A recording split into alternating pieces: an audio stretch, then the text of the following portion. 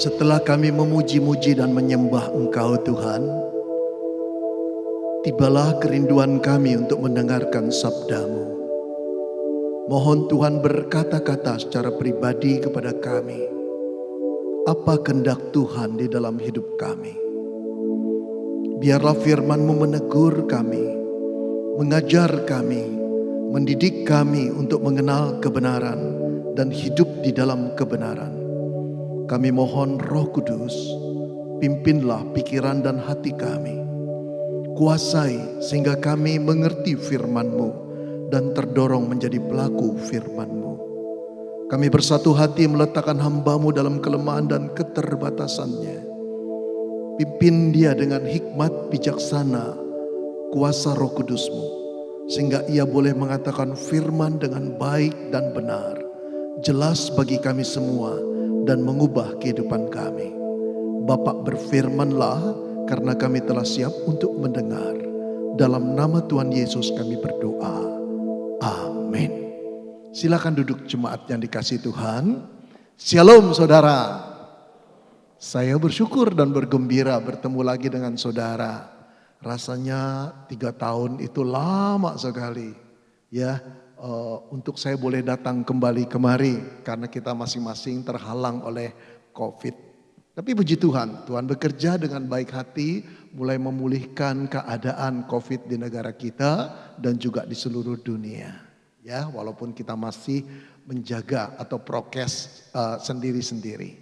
Saudara, saya ingin membahas Markus 8 ayat 27 sampai dengan 33.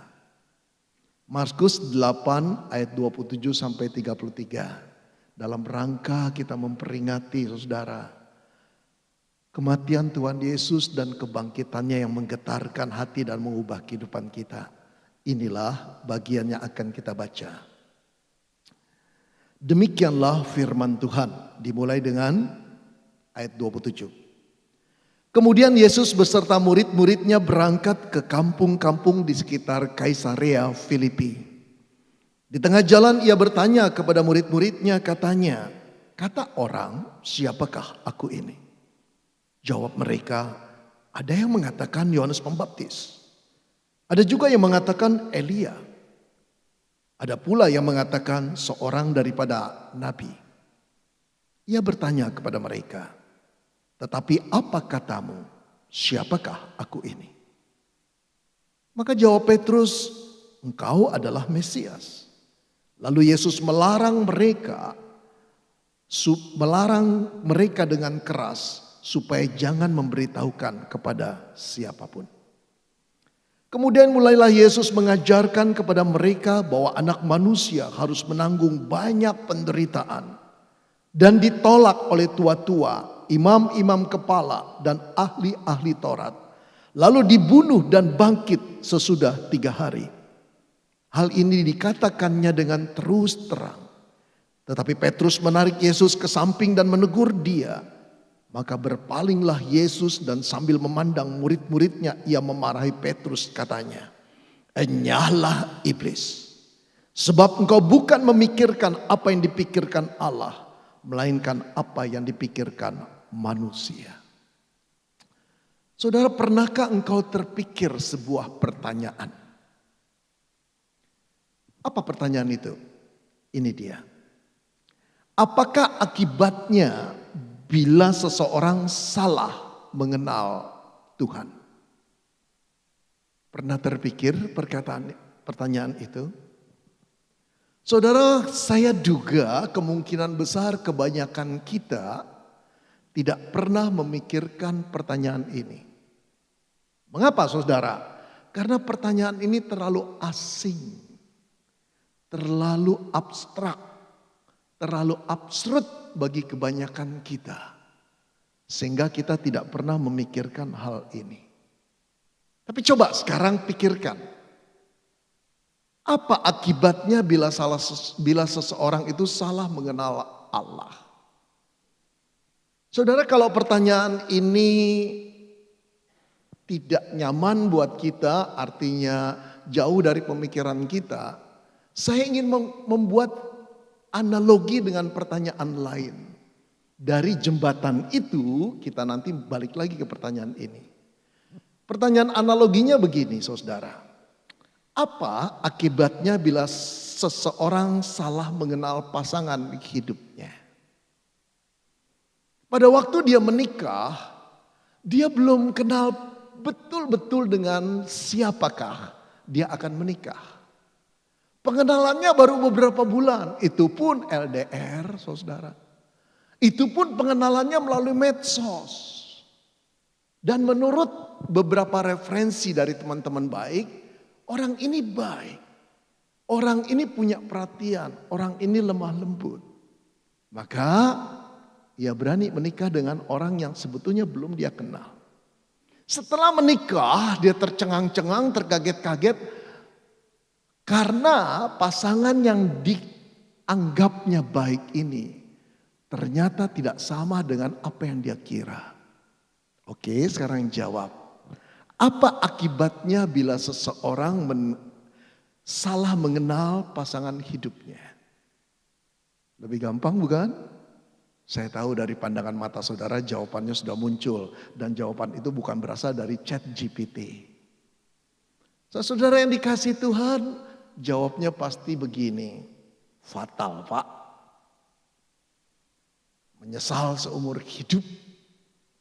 Rugi besar. Penderitaan sepanjang zaman, Pak. Nah, saudara benar. Kalau kita menikah dengan orang yang tidak kita kenal. Bisa seperti itu akibatnya. Sekarang saya ingin kembali ke pertanyaan awal. Kalau begitu, jawablah pertanyaan ini. Apa akibatnya bila seseorang salah mengenal Tuhan? Podo wae, Pak. Fatal. Fatal, Pak. Menyesal seumur hidup, rugi besar, menderita sepanjang zaman. Saudara benar. Saudara-saudara yang dikasihi Tuhan, kalau kita mengenal Allah yang ternyata tidak seperti Allah yang sesungguhnya, kita akan kaget sekali saudara. Tetapi kekagetan kita barangkali sudah terlambat saudara. Apalagi kalau kita mendapati Allah yang benar itu kita jumpai di kekekalan. Di pengadilan terakhir nanti. Totally different dengan apa yang kita punya. Gambaran yang kita punya tentang Allah di dalam benak kita. Juga ternyata tidak sama gambaran tentang Allah yang kita punya. Yang kita dengar dari berbagai banyak pendeta. Dengan Allah yang sesungguhnya. Kita terkaget ketika kita diusir oleh Tuhan. Dan berkata, enyahlah kamu, aku tidak mengenal kamu. Loh Tuhan, kamu tidak mengenal saya. Masa sih saya mengenal kamu loh. Tuhan bilang, enggak, kamu tidak mengenal saya. Kamu tidak mengenal saya, sama sekali tidak mengenal saya. Bahwa bayangan saya yang ada di dalam otakmu itu bukan saya yang sebenarnya. Tetapi itu adalah impianmu, idealmu. Engkau menciptakan Tuhan di dalam otakmu sendiri. Tapi bukan aku.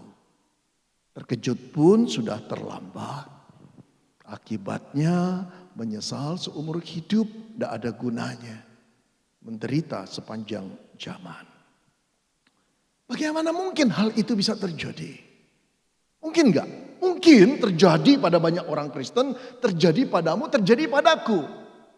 Kenapa saudara? Karena kita punya kecenderungan menciptakan Allah di otak kita, di hati kita, yang kita ingin dia seperti kita. Sukar sekali kita menerima Allah seperti yang Allah sendiri adanya. Yang dikatakan oleh Alkitab.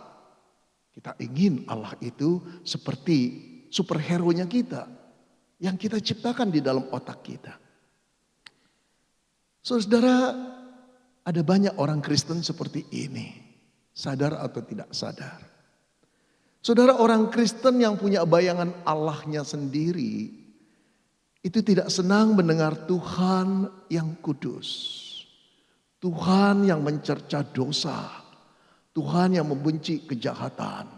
Tuhan yang akan menghukum dan membalas perbuatan-perbuatan yang tidak adil kaum penindas. Tidak senang.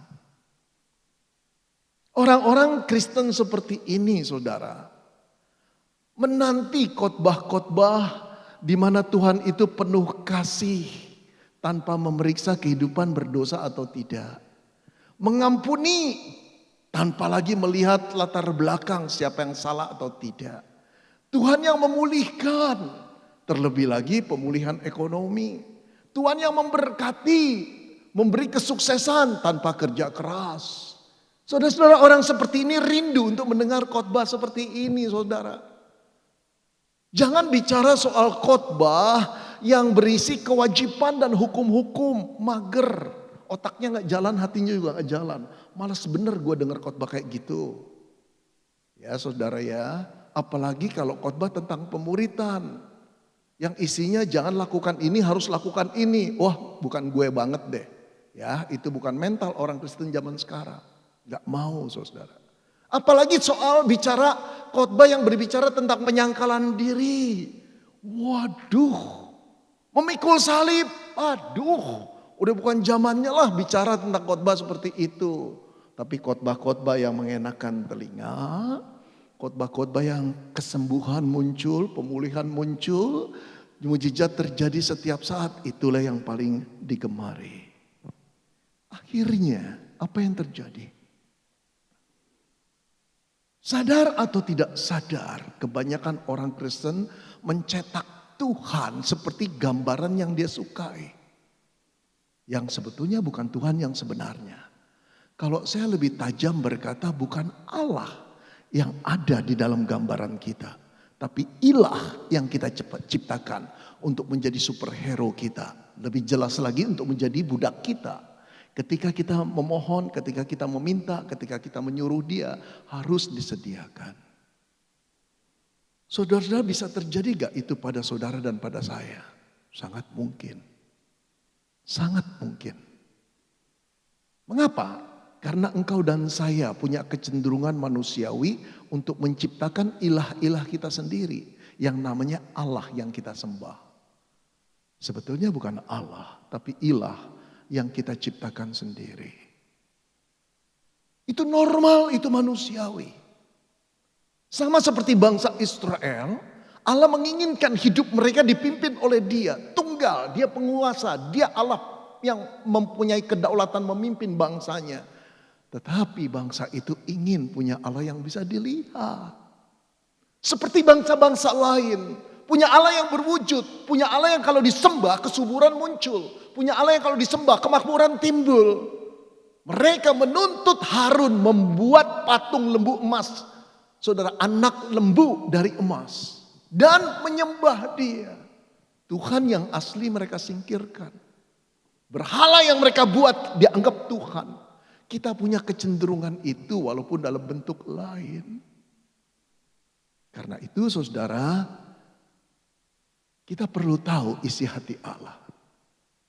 Dia ingin sekali engkau dan saya mengenal dengan benar Dia Allah yang benar. Dia ingin itu dari setiap umatnya. Dari engkau dan dari saya.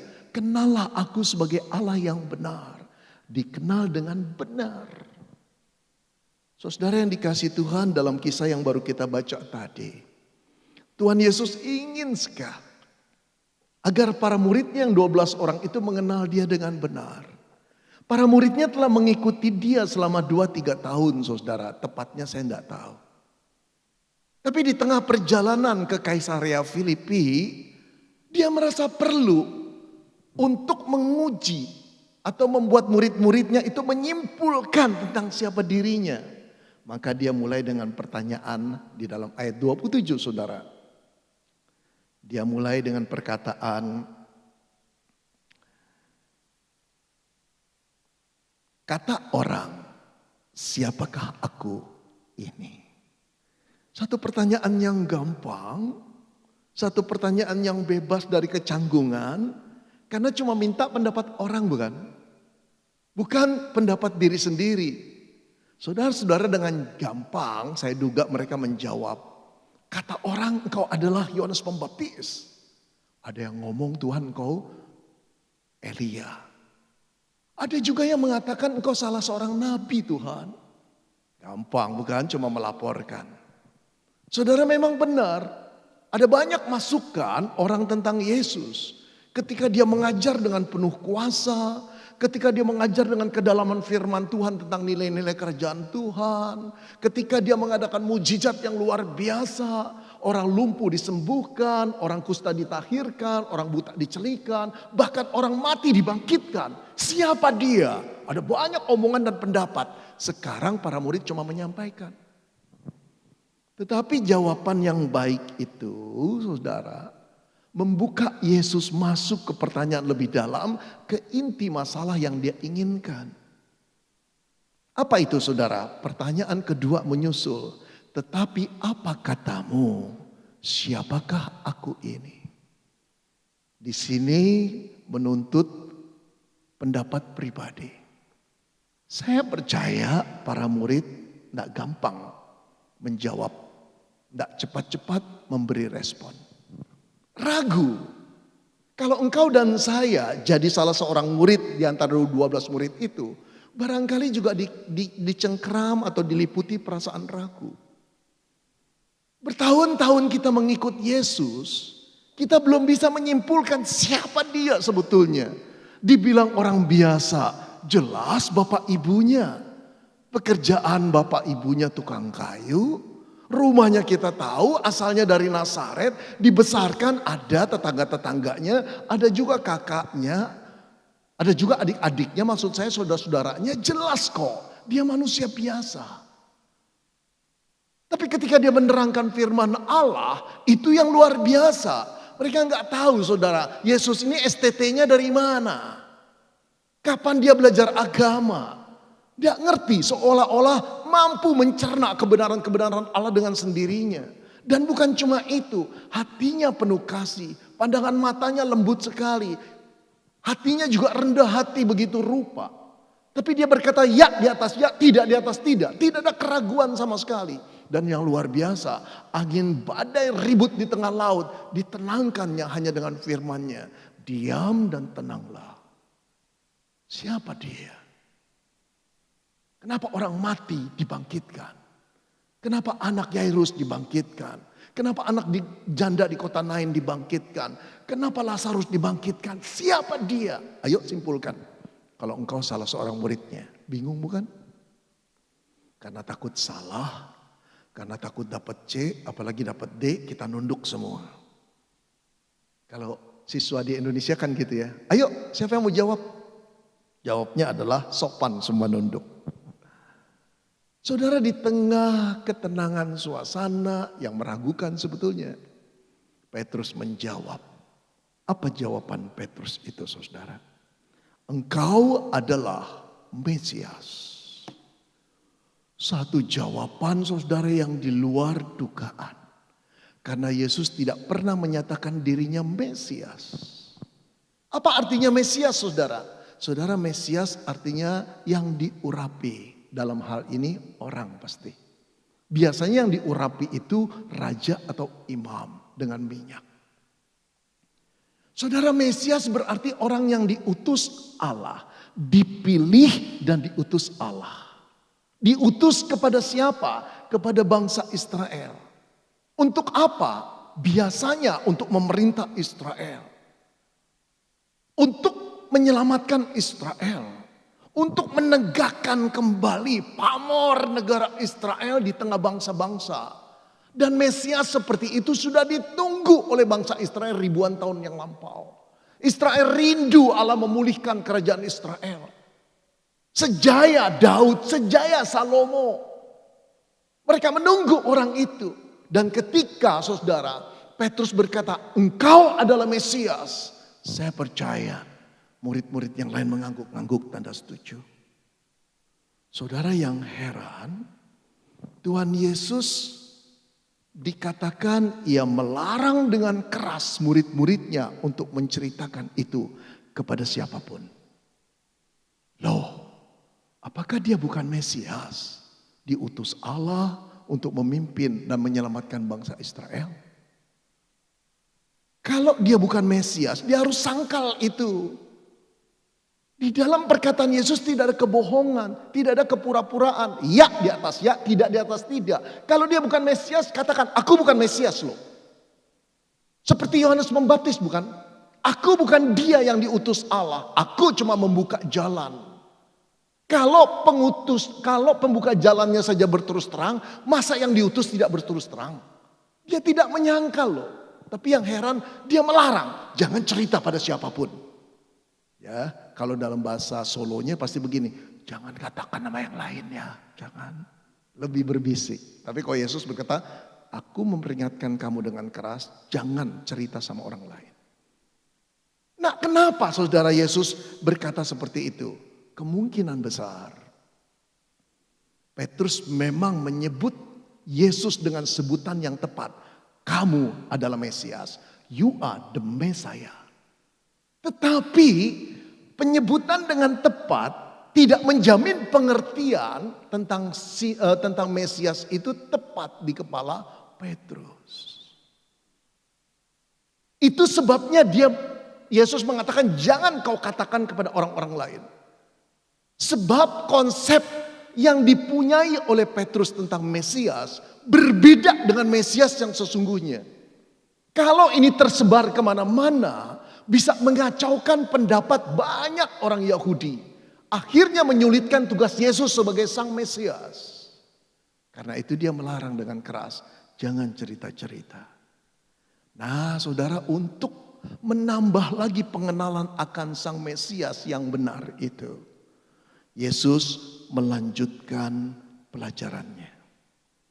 Dia berterus terang akan jadi apa sang Mesias itu. Lalu dia berkata pada ayat 31 begini. Bahwa anak manusia harus menanggung banyak penderitaan.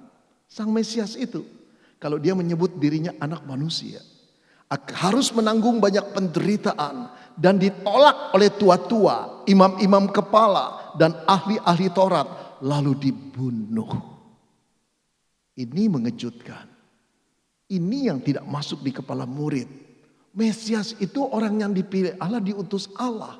Tapi sekarang Yesus menggambarkan Mesias itu, yaitu anak manusia, akan dibunuh dan bangkit sesudah 3 hari. Yesus mengatakan terus terang, tidak ada yang ditutupi. Apa yang akan terjadi dengan sang Mesias itu? Penganiayaan, penderitaan, pengadilan, saudara, pesiksaan, dan akhirnya mati, dibunuh. Wow, saudara. Yesus menceritakan dengan apa adanya, seolah-olah tidak khawatir. Murid akan tergoncang, murid akan pergi meninggalkan dia. Seolah-olah tidak khawatir, dan dia mengatakan siapa dirinya yang sebenarnya. Mesias seperti apa? Ternyata bukan Mesias yang membebaskan orang-orang Yahudi dari penjajahan bangsa Romawi. Tapi Mesias yang seperti apa enggak tahu. Tapi yang jelas dia akan terbunuh. Oh saudara-saudara yang dikasih Tuhan, ini bukan gambaran Mesias yang ada di kepala Petrus dan murid-murid yang lain. Mereka enggak pernah punya keinginan, punya Mesias yang tertindas, kalah, terbunuh, memalukan. Dan. Bukan itu yang kami inginkan. Saudara, Petrus berontak. Dia punya gambaran seorang pemimpin Israel, raja yang penuh kuasa, yang meruntuhkan kerajaan Romawi dan memimpin kembali pemulihan kerajaan Israel dengan ekonominya. Dan dia barangkali dalam bahasa saya ingin jadi menteri. Ingin jadi menteri, bukan? Kalau enggak menteri keuangan ya menteri keamanan lah. Dia ingin duduk di sebelah kanan Yesus sebagai rajanya. Bukan Mesias yang tertindas. Karena itu saudara, ketika Yesus habis berbicara seperti itu, Alkitab mengatakan apa saudara? Petrus menarik Yesus ke samping lalu menegur dia. Menegur gurunya. Tegurannya seperti apa? Alkitab tidak mengatakan. Dalam Markus 8 tidak dikatakan. Tetapi dikatakan dalam Matius 16 ayat 22. Tegurannya ternyata begini. Tuhan, kiranya Allah menjauhkan hal itu. Lihat tuh, mempergunakan nama Allah. Kiranya Allah menjauhkan hal itu. Hal itu sekali-kali tak akan menimpa engkau. Seolah-olah dia imam besar. Yesus tuh muridnya. Lalu imam besar itu berkata, sekali-kali itu tidak akan terjadi kepadamu. Dia tidak tahu yang sedang ditegur adalah Allah sendiri yang menjadi manusia. Dan tidak pernah Allah itu mengirim pesan kepada Petrus. Wow, saudara, ini ibarat pendeta yang tidak mendengar firman Tuhan, ngaku dengar firman Tuhan. Memakai nama firman Tuhan, memakai nama Tuhan. Ada banyak gak pendeta seperti ini? Saudara, hari ini sisa waktu saya khotbah, barangkali saudara akan rasa gelisah dengar khotbah saya. Ini pendeta Benny kok lagi jelek-jelekin hamba Tuhan sih. Saya gak pernah berkhotbah seperti ini, saudara. Enggak. Enggak ingin saya mencela-cela rekan pendeta saya, sama-sama pendeta. Tapi ada satu kemirisan ketika saya melihat khotbah-khotbah di YouTube. Apa sih yang didengar oleh banyak orang Kristen? Firman seperti apa? Jadi kalau saya nanti saudara mengabarkan dengan nada agak negatif kepada pendeta-pendeta, itu bukan karena saya mau menyudutkan mereka karena rasa iri. Cuma ini keprihatinan yang saya harus katakan untuk memagari saudara dan juga sekaligus membuat rekan-rekan berhati-hati untuk berkhotbah. Jangan gampang-gampang berkata Allah berbicara kepada saya semalam. Saudara-saudara, terlalu banyak pendeta mengatasnamakan nama Allah. Setelah Alkitab tertulis, Allah tidak pernah bersabda kepada siapapun. Apalagi secara audible. Enggak, saudara. Buat apa dia katakan? Semua yang dia mau katakan sudah tertulis di Alkitab kok. Bacalah Alkitab, engkau akan mengenal siapakah Allah itu. Apa kehendaknya buat engkau dan saya? Apa yang telah diperbuat oleh anaknya untuk menyelamatkan manusia? Sudah tertera. Sama seperti Petrus yang berkata, Tuhan, kiranya Allah menjauhkan hal itu daripadamu. Hal itu sekali-kali tidak akan terjadi, menjamin. Petrus tidak tahu Allah. Petrus tidak kenal Allah. Allah tidak pernah berkata-kata, dia mempergunakan nama Allah. Seolah-olah nada ini menghibur Tuhan Yesus yang sedang frustrasi. Dengan kata lain begini, kalau orang lagi frustrasi, saya pendeta ya. Terus ada rekan saya, Pak Benny. Saya frustrasi melayani gereja ini. Gak ngerti dah. Barangkali mereka mau memberhentikan saya. Lalu saya berkata, enggak lah, kamu hamba Tuhan. Allah sayang sama kamu, gak mungkin terjadi. Saya pakai nama Allah. Allah sayang sama kamu. Benar. Tapi gak mungkin terjadinya, saya yang memastikan bukan? Seolah-olah saya jadi Allah. Seharusnya menghibur dia dong. Dia tahu maksudnya saya menghibur. Thank you Pak Benny ya, cuma kamu sahabat saya di gereja ini. Ya udahlah, yuk kita doa sama-sama. Apakah Tuhan Yesus terhibur? Saudara-saudara, dengan mengejutkan Yesus memberi respon. Ketika Simon menariknya ke samping lalu menegur dia, Yesus berbalik melotot kepada dia lalu berkata, enyahlah iblis. Oh saudara, kasar sekali Tuhan Yesus. Enyahlah iblis. Kenapa sih Petrus diidentikan dengan iblis? Jawabnya begini. Yesus sendiri yang berkata, sebab engkau bukan memikirkan apa yang dipikirkan Allah, melainkan apa yang dipikirkan manusia. Loh, memang yang dipikirkan Allah apa? Yesus adalah Allah yang menjadi manusia. Di dalam Allah Tritunggal, Bapa mengutus oknum kedua anaknya untuk turun menjadi manusia. Dengan satu misi. Misi itu bukan untuk dirinya dimuliakan. Tetapi untuk direndahkan. Dicaci maki. Disalahpahami. Sampai mati di kayu salib. Secara memalukan. Untuk apa? Ini yang belum dimengerti oleh Petrus dan murid-murid yang lain. Kematiannya, kedatangannya membawa kematian. Kematiannya ini dalam rangka penebusan dosa umat manusia terhadap Allah. Yang mengandung konsekuensi manusia harus menerima hukuman dosa yang begitu mengerikan. Yaitu kematian manusia di kekekalan nanti. Gimana jalan keluarnya? Manusia tidak bisa membuat jalan keluar bebas dari hukuman Tuhan. Dengan dengan sedekahnya, dengan sembayangnya, dengan puasanya, dengan pelayanannya, dengan persembahannya. Tidak bisa. Semua itu omong kosong di hadapan Allah. Tetapi harus ada orang yang menjadi tumbal penebus salah. Yang rela untuk mati bagi manusia yang berdosa. Tetapi syaratnya manusia yang menjadi penebus salah itu tidak pernah jatuh dalam dosa. Siapa yang mampu? Ayahku. Ayahmu, orang tua kita gak mampu mengganti kita. Karena mereka pun orang yang perlu diganti. Karena mereka pun orang berdosa. Satu-satunya jalan keluar hanya Yesus harus turun jadi manusia. Adakah jalan lain? Terlalu bodoh kalau ada jalan lain manusia bisa diselamatkan Tuhan.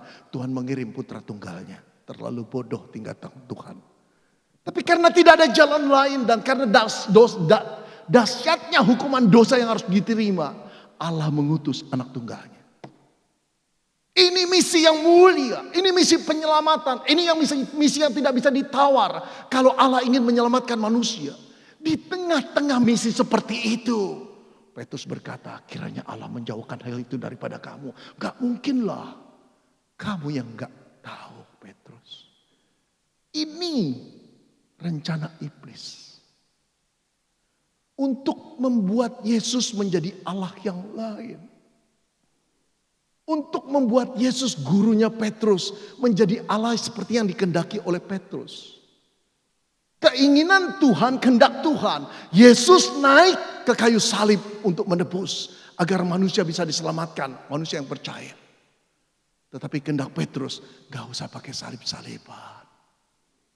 Berkati, kamu jadi raja. Kamu dihormati, aku ikut di sana. Nanti nama aku tercatat dalam sejarah. Apa yang Petrus rindukan? Allah yang penuh berkat. Tapi tak mampu menyelamatkan. Penebus tanpa salib. Beragama tanpa keselamatan. Saudara, kalau saja Yesus terbujuk. Engkau dan saya sekarang menjadi umat beragama yang terus berdoa, semoga setelah aku mati, aku diterima di sisi Tuhan. Karena enggak punya penebus. Kamu cuma mengandalkan perpuluhanmu supaya dihitung oleh Tuhan. Kamu cuma mengandalkan ibadahmu supaya dihitung itu jadi kebaikan Tuhan. Kita terus rajin memberikan kebaikan supaya dihitung oleh Tuhan. Capek, lelah, tidak yakin kita diselamatkan. Saudara, sebetulnya kenapa disebut enyahlah iblis? Hal yang sama telah iblis lakukan. Ketika iblis mencoba Yesus di padang gurun setelah berpuasa 40 hari. Saudara, kenapa iblis berusaha untuk menggagalkan Tuhan Yesus dengan godaan-godaannya? Rubah roti ini jadi batu, rubah batu ini jadi roti. Engkau kan anak Allah, ayo terjunkan ke bawah. Pasti malaikat Tuhan menatang kamu. Engkau lihat dunia ini, aku berikan kepadamu asal engkau menyembah. Iblis sedang membuat Yesus menjadi Allah seperti yang dia inginkan. Tujuannya cuma satu, kalau Yesus gagal, penebusan di kayu salib itu tidak terjadi. Ini yang dilakukan oleh Petrus tanpa sadar. Tapi sebetulnya saudara tahu bujukan untuk mempunyai Allah yang tidak seperti Allah sudah terjadi di Taman Eden, saudara. Ketika iblis berkata sama Hawa, kalau engkau memakan buah itu, kau akan jadi sama seperti Allah. Adam dan Hawa punya Allah yang sesungguhnya. Tapi iblis menawarkan satu Allah yang sesuai dengan bayangan Adam sendiri, Hawa sendiri. Yaitu dirinya yang menjadi Allah. Saudara, ada banyak orang zaman sekarang yang rindu punya Allah yang seperti yang dia rindukan. Menerbitkan super hero dalam imajinasinya. Bukan Allah yang betul-betul kudus, yang marah ketika kita jatuh dalam dosa atau berbuat dosa, ketika kita tidak adil, ketika kita melukai hati orang, ketika kita membuat hoax. Kita sudah banyak dilimpahkan oleh berita-berita Allah, Allah yang penuh kasih. Allah yang merasa rindu untuk bersekutu dengan kita. Itu betul, tapi cuma sepotong bagian dari Allah. Sepotong atribut Allah. Tapi bagian-bagian lain tidak pernah dikhotbahkan lagi. Saudara, kita bersyukur. Gereja Kristen Kalam Kudus dan banyak gereja mainstream lainnya ketika masuk masa mengingat tentang Jumat Agung dan kebangkitan. Sudah beberapa bulan sebelumnya mempersiapkan jemaat untuk mengingat hari itu. Tapi saudara tahu tidak, ada banyak gereja yang tidak peduli tentang salib dan kebangkitan Yesus. Bahkan di hari Jumat Agung pun mereka tidak mengkhotbahkan Yesus yang tersalib. Yang mereka khotbahkan adalah Yesus yang memulihkan ekonomi mereka. Mujizat terjadi setiap saat. Menyedihkan bukan? Karya yang terbesar itu tidak lagi digaungkan. Karena mereka tahu ketika itu digaungkan tidak menghasilkan uang yang banyak buat gereja mereka. Saudara, saya sering menjadi guest speaker di gereja lain. Ada beberapa gereja yang berpesan, Pak Beni, kalau khotbah jangan soal dosa ya. Jangan negur-negur Pak. Cerita berkat aja Pak. Pengampunan Tuhan, pemulihan Tuhan. Saudara, hati saya miris sekali. Kenapa Pak? Jangan-jangan. Soalnya kalau dikhotbahkan banyak-banyak seperti itu nanti gereja akan sepi Pak. Gak pengen orang sekarang dengar-dengar gitu. Hidup udah susah kok Pak. Saudara, bukankah itu seperti Petrus? Sekali-kali tidak akan terjadi, tidak akan. Dengan kata lain, aku tidak ingin punya Mesias seperti itu. Udah jangan khotbahkan bagian itu. Saudara-saudara, ini mendatangkan keprihatinan yang sangat. Kalau gereja, kalau para pendeta mengkhotbahkan Kristus yang lain, jemaat akan mengenal Kristus yang lain. Dampaknya sampai kekekalan. Yesus berkata, enyahlah kamu, aku tidak mengenal kamu.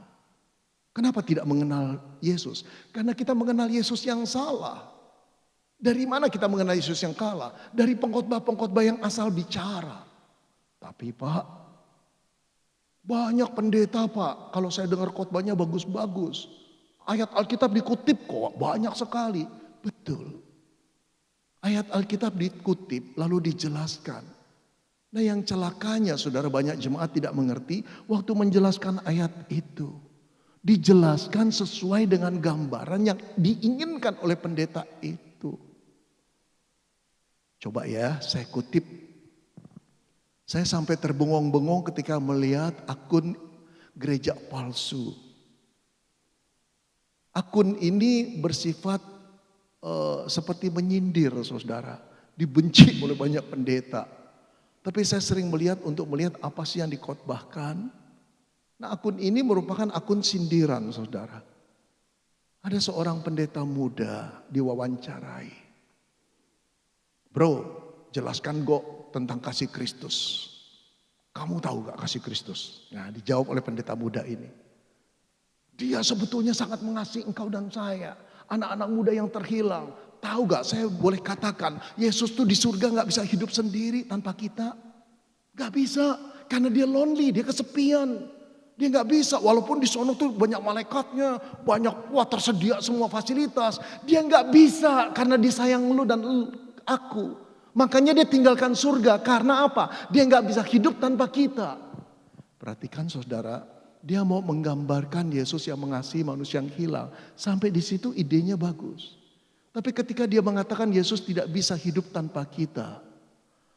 Sekarang dibalik-balik, yang jadi Allah siapa? Kita. Yang tergantung sama kita siapa? Dia. Percuma dia punya surga kalau gua gak ada. Makanya dia cari gue supaya hidup bersama-sama. Dia lonely kok. Anak orang kaya bisa lonely tanpa teman baiknya.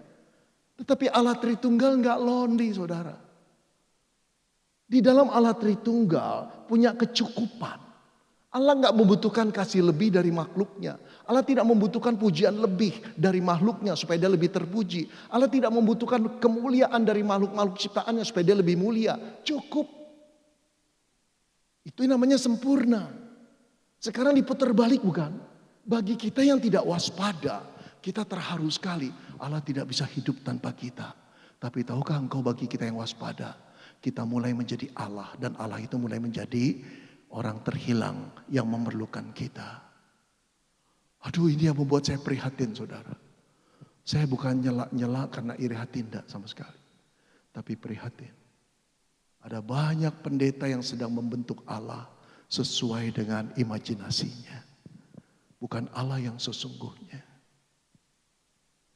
Saudara-saudara, ada seorang bapak majelis. Juga sudah suka berkhotbah di wilayah-wilayah. Dia dipercayakan oleh gerejanya. Nah saudara, kalau dia datang ke saya pasti dia tanya-tanya kan. Dia tanya, Pak Beni, Tuhan itu begini-gini gak? Tuhan gini-gini gak? Dan salah satunya dia akan berkata gini, Pak pendeta itu ya saya dengar di YouTube Pak Beni. Dia berkata Allah adalah bla bla bla bla bla bla, dia cerita.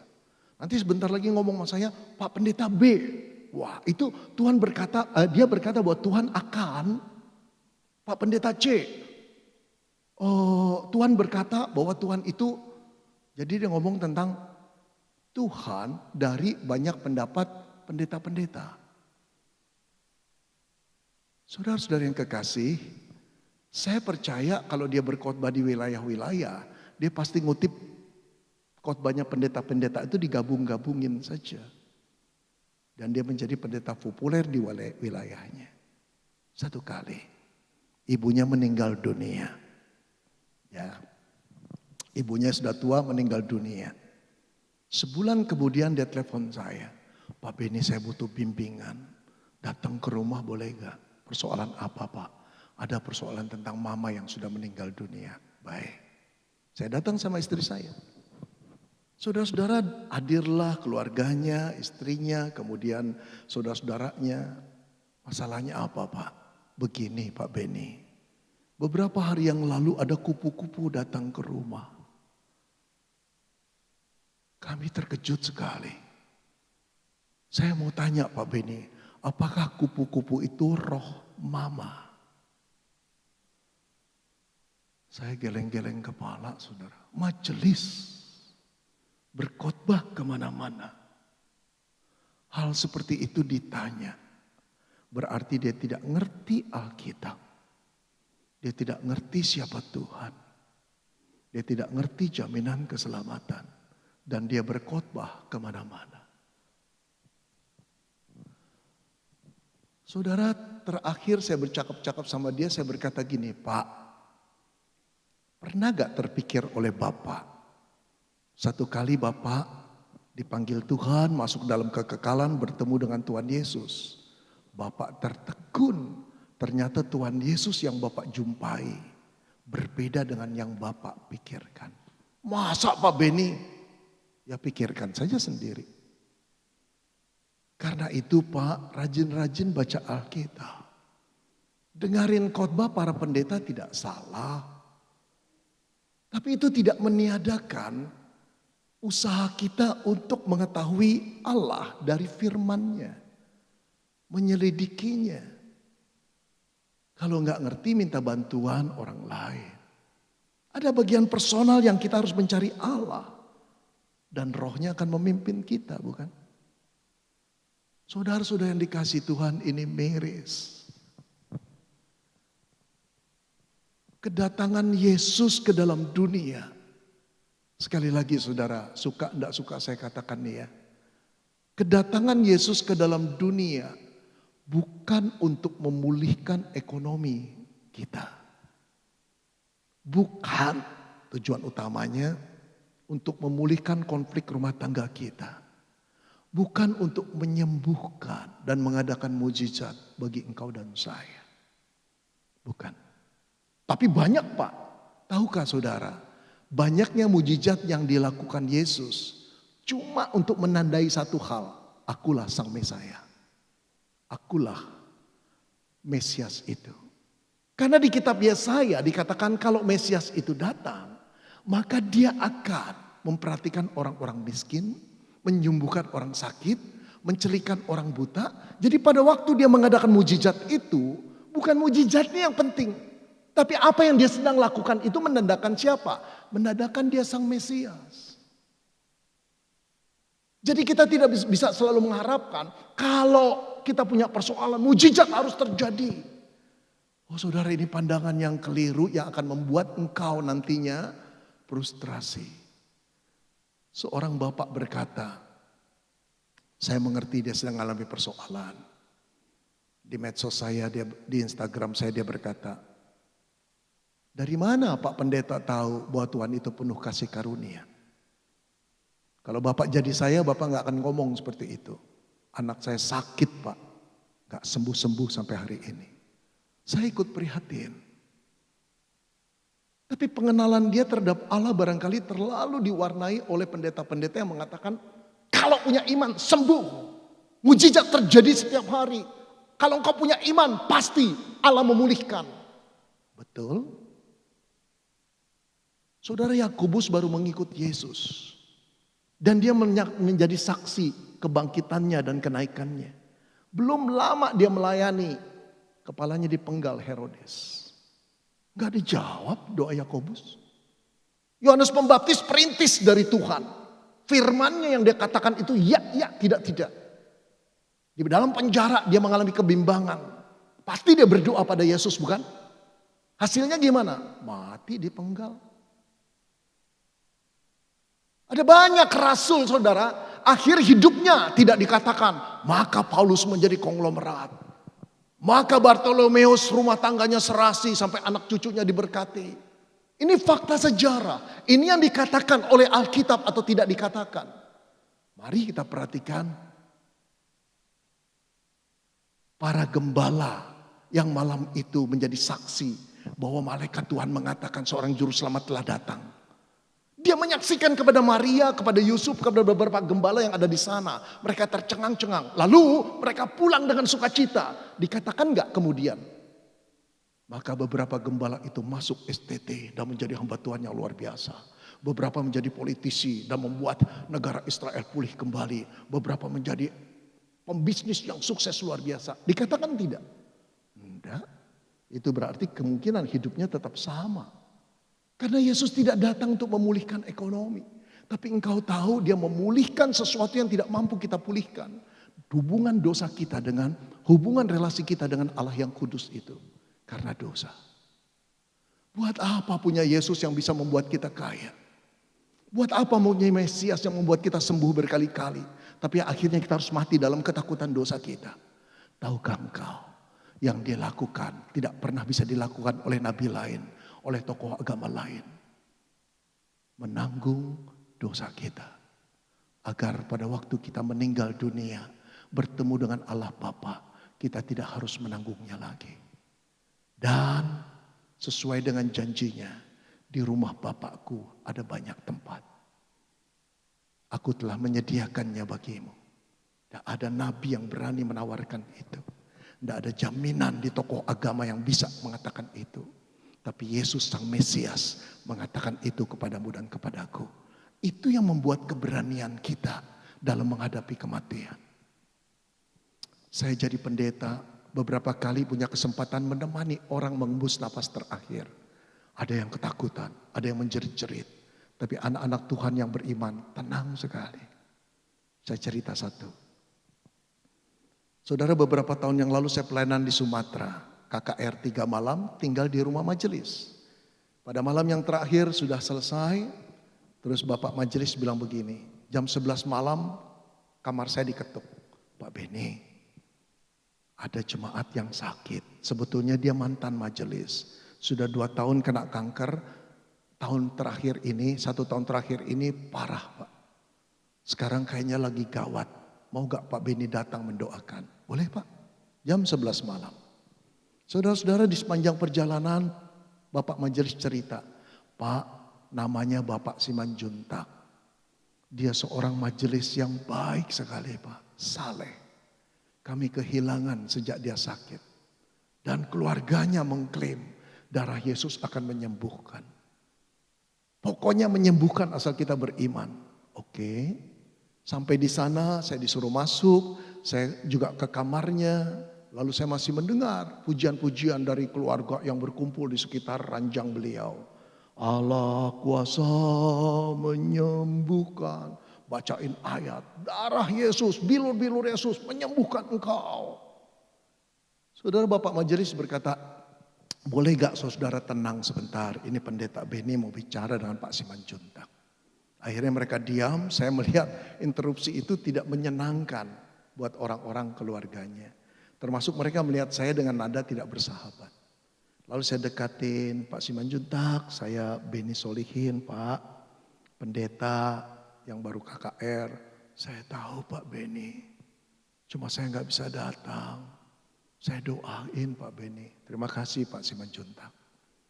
Pak, saya mau doain Bapak. Boleh gak Bapak bilang, Bapak mau didoain apa? Kok menurut saudara dia mau didoain apa? Saya mau pulang Pak Beni. Pulang kemana? Ke rumah Bapak. Yakin?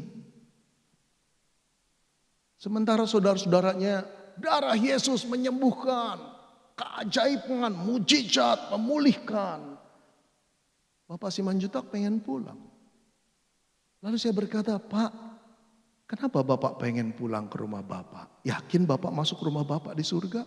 Yakin Pak Beni. Apa Bapak begitu baiknya? Dia diam. Seolah-olah mau nangis dengan kata-kata gemetar, dia berkata, saya orang berdosa Pak Beni, gak ada baiknya. Tapi Tuhan baik telah menebus saya. Wow. Jadi kalau Bapak nanti meninggal, Bapak akan diterima oleh Bapak di surga. Yakin Pak? Yakin. Bukan saya baik, tapi beliau baik. Telah memberikan anak tunggalnya. Inilah Mesias yang dihindari oleh Petrus. Inilah Mesias yang dimarahi Petrus. Inilah Mesias yang berkata sekali-kali Tuhan tidak akan membuat seperti itu. Kalau saja Yesus mengikuti Petrus, Pak Simanjuntak akan gentar dalam menghadapi kematian dan berkata, saya tidak punya jaminan Pak. Kebaikan saya juga gak cukup rasanya. Tahukah engkau, Sang Mesias itu naik ke salib untuk menjadi jaminan engkau dan saya pada saat menutup mata terakhir. Lalu saya berdoa, Tuhan kabulkanlah doa Bapak Simanjuntak. Dia ingin pulang karena engkau baik. Telah memberikan putramu sebagai penebus salah beliau. Saudara, besok jam 6 pagi saya harus ke airport. Ketika saya mau berangkat, kamar saya diketuk lagi oleh Bapak Majelis, Pak Beni. Pak Simanjuntak telah pulang ke rumah Bapak. Puji Tuhan. Dari mana keberanian menghadapi kematian itu datang? Dari pemahaman yang benar tentang Sang Mesias, Allahmu dan Allahku. Jangan terpaku dengan berkat-berkat yang bersifat sementara.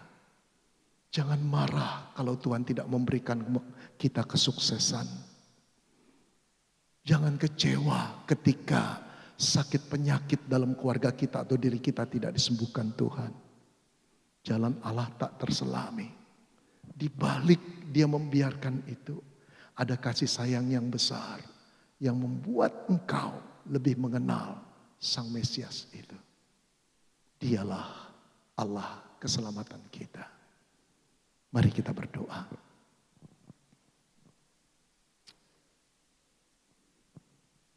Kami bersyukur untuk mendengar firman-Mu. Dan kami yakin Roh Kudus-Mu bekerja di dalam pikiran kami dan hati kami. Kami sungguh ingin mengenal Engkau Allah yang benar dengan benar. Jauhkan kami dari pengajaran-pengajaran yang tidak benar. Dan para pendeta atau gereja yang hanya mementingkan sisi-sisi lain daripada kebaikan-Mu dan memanipulasinya. Ya Tuhan, biarlah kami tahu bahwa yang terbaik, yang tersulit, yang menakutkan telah Engkau lakukan. Sehingga kami mempunyai jaminan yang jauh lebih besar daripada jaminan materi, kesuksesan, kesenangan hidup. Yang bahkan seringkali membuat kami jauh dari Tuhan. Terima kasih untuk keadaan. Setiap keadaan yang Kau izinkan. Terima kasih untuk setiap pemahaman tentang Engkau yang Kau bukakan bagi kami. Yang meneguhkan kami. Seumur hidup kami ingin percaya padamu. Engkau adalah Mesiasku. Yang tidak pernah meninggalkan aku. Sampai kekekalan nanti. Dan dalam nama Tuhan Yesus kami ingin berterima kasih. Amin. Saudara, saya ingin memperkenalkan buku yang baru saya tulis. Ya, judulnya bukan sekedar kata-kata. Nah, buku ini saya bawa saudara ya, karena saya berkeyakinan ini dapat menolong saudara untuk memfokuskan diri pada firman Tuhan. Membantu pertumbuhan rohani saudara. Bukan sekedar kata-kata, ini terisi 1001 perkataan inspiratif dari saya. Bukan hasil kutipan saya saudara. Saya kumpulin kutipan jadi 1001, bukan. Tapi ini hasil perenungan firman Tuhan setiap pagi. Yang sering kali menggetarkan hati saya. Yang sering kali menegur saya. Lalu saya mengulas menjadi kutipan dengan bahasa yang singkat, jelas, kontekstual. Saudara-saudara banyak menolong anak-anak Tuhan. Saya berikan 4 kutipan ya di akhirnya. Hari ini burung-burung kecil itu tidak menabur lagi. Tetapi lagi-lagi mereka tidak khawatir akan hari esok.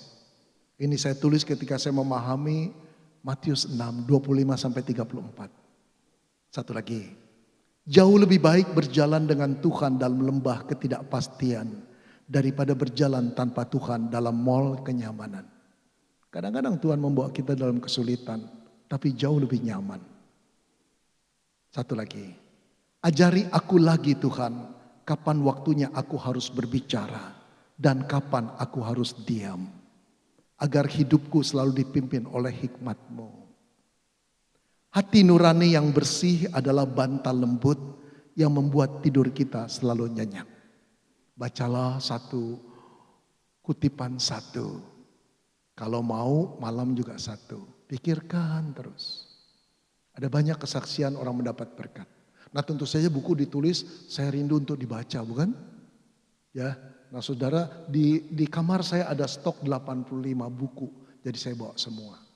Pak Binsar bilang bawa lebih banyak ya, bawa 85. Enggak tahu kebaktian 1 udah habis berapa. Saudara kalau mau beli silahkan 120.000 saudara ya. Nah kalau saudara ke Shopee juga sama, tanpa ongkos kirim 120.000. Kalau saudara mau bagikan kepada orang-orang atau teman-teman yang saudara kasihi, silahkan. Saya kira cukup menjadi gift yang berharga sekali. Terima kasih saudara, biarlah kita mengenal Allah yang benar. Terpujilah namanya.